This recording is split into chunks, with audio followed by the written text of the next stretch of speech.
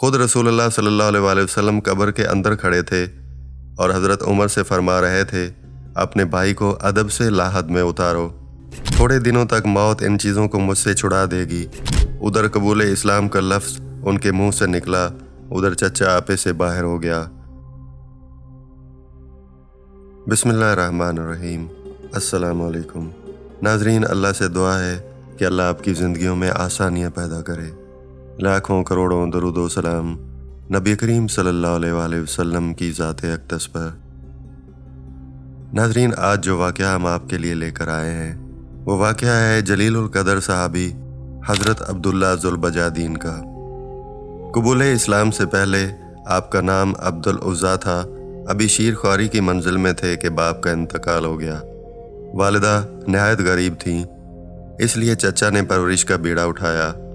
جب جوانی کی عمر کو پہنچے تو چچا نے اونٹ، بکریاں، غلام، سامان اور گھر بار دے کر ضروریات سے بے نیاز کر دیا۔ ہجرت نبوی صلی اللہ علیہ وآلہ وسلم کے بعد توحید کی صدائیں عرب کے گوشے گوشے میں گونجنے لگی تھیں اور ان کے کانوں میں برابر پہنچ رہی تھیں، اس لیے انہوں نے دل ہی دل میں اسلام قبول کرنے کی تیاریاں شروع کر دی تھیں۔ اسلامی آواز جو عرب کے کسی گوشے میں بلند ہوتی، ان کے لیے ذوق و شوق کا تازیانہ بن جاتی۔ قبول اسلام کے لیے ہر روز قدم بڑھاتے، مگر چچا کے خوف سے پھر پیچھے ہٹا لیتے۔ انہیں ہر وقت اسی کا انتظار رہتا تھا کہ چچا اسلام کی طرف مائل ہوں تو وہ بھی اسلام قبول کریں۔ اسی انتظار میں ہفتے گزرے، مہینے بیتے اور سال ختم ہو گئے، یہاں تک کہ مکہ فتح ہو گیا اور دین حق کی فیروز مندیاں رحمت ازدی کا ابر بہار بن کر کوہ و دشت پر پھول برسانے لگیں۔ حضرت محمد صلی اللہ علیہ وآلہ وسلم تطہیر حرم کے بعد مدینہ منورہ واپس تشریف لائے تھے کہ ذوالبجادین کا پیمانہ صبر بھی لبریز ہو گیا۔ آپ چچا کی خدمت میں حاضر ہوئے اور کہا، محترم چچا، میں کئی برس سے آپ کے قبول اسلام کی راہ تک رہا ہوں، مگر آپ کا حال وہی ہے جو پہلے تھا۔ اب میں اپنی عمر پر زیادہ اعتماد نہیں کر سکتا، مجھے اجازت دیجیے کہ آستانہ اسلام پر سر رکھ دوں۔ ذوالبجادین کو جس بات کا خطرہ تھا وہی پیش آ گئی۔ ادھر قبول اسلام کا لفظ ان کے منہ سے نکلا، ادھر چچا آپے سے باہر ہو گیا اور کہنے لگا، اگر تم اسلام قبول کرو گے تو میں اپنا سارا سامان تم سے واپس لے لوں گا، تمہارے جسم سے چادر اتار لوں گا، تمہاری کمر سے تہ بند تک چھین لوں گا، تم اپنی دنیا سے بالکل تہی و دست کر دیے جاؤ گے اور ایسے حال میں یہاں سے نکلو گے کہ تمہارے جسم پر کپڑے کا ایک تار بھی باقی نہیں رہے گا۔ یہ بات سن کر عبداللہ ذوالبجادین نے فرمایا، اسلام میرے لیے مبارک ہے، تھوڑے دنوں تک موت ان چیزوں کو مجھ سے چھڑا دے گی، پھر یہ کیا برا ہے اگر میں آج خود ہی انہیں چھوڑ دوں۔ آپ اپنا سب مال و اسباب سنبھال لیں، میں اس کے لیے دین حق کو قربان نہیں کر سکتا۔ یہ کہہ کر آپ نے چچا کے تقاضا کے مطابق اپنا لباس اتار دیا، جوتے اتار دیے، چادر اتار دی اور اس کے بعد تہ بند بھی اتار کر ان کے سپرد کر دیا۔ پھر چچا کے بھرے گھر سے اس طرح نکلے کہ خدائے واحد کے نام پاک کے سوا کوئی بھی اور چیز ساتھ نہ تھی۔ اس حال میں آپ اپنی ماں کے گھر میں داخل ہوئے۔ ماں نے انہیں مادرزاد برہنہ دیکھ کر آنکھیں بند کر لیں اور پریشان ہو کر پوچھا، اے میرے بیٹے، تمہارا یہ کیا حال ہو گیا ہے؟ ذوالبجادین نے کہا، اے ماں، اب میں مومن اور موحد ہو گیا ہوں۔ ماں نے پوچھا، تو اب کیا ارادہ ہے؟ کہنے لگے، اب میں حضرت محمد صلی اللہ علیہ وآلہ وسلم کی خدمت میں جاؤں گا، صرف یہ چاہتا ہوں کہ مجھے ستر پوشی کے لیے ایک تھوڑا سا کپڑا دے دیا جائے۔ ماں نے ایک کمبل دیا، آپ نے وہی اس کمبل کے دو ٹکڑے کیے، ایک ٹکڑا تہ بند کے طور پر باندھا اور دوسرا چادر کے طور پر اوڑھا، اور یہ مومن اور موحد اس حال میں مدینہ منورہ کی طرف روانہ ہو گیا۔ رات کی تاریکی اپنی قوت ختم کر چکی تھی، کائنات سورج کا استقبال کرنے کے لیے بیدار ہو رہی تھی، پرندے حمد خدا میں مصروف تھے، روشنی سے بھیگی ہوئی باد سحر مسجد نبوی میں اٹکیلیاں کر رہی تھی۔ گرد سے اٹا ہوا ذوالبجادین تاروں کی چھاؤں میں مسجد نبوی میں داخل ہوا، ایک دیوار کے ساتھ ٹیک لگا کر محمد صلی اللہ علیہ وآلہ وسلم کا انتظار کرنے لگا۔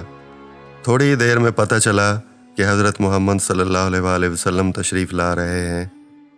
حضور صلی اللہ علیہ وسلم نے مسجد کے صحن میں قدم رکھا تو ذوالبجادین سامنے تھے۔ رسول اللہ صلی اللہ علیہ وسلم نے پوچھا کہ آپ کون ہیں؟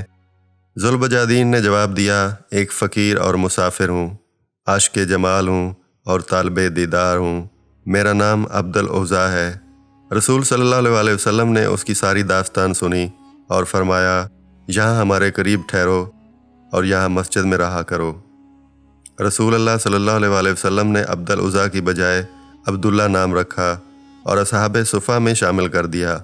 یہاں اللہ کا یہ محت بندہ اپنے دوسرے ساتھیوں کے ساتھ قرآن پاک سیکھتا تھا اور آیات ربانی کو دن بھر بڑے ہی ولولے اور جوش سے پڑھتا رہتا تھا۔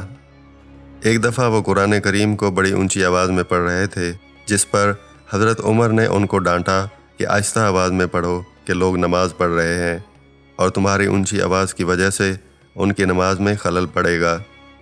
رسول اللہ صلی اللہ علیہ وسلم نے فوراً فرمایا، اے عمر، ان کو مت ڈانٹو، یہ تو خدا اور رسول کے لیے سب کو چھوڑ چکا ہے۔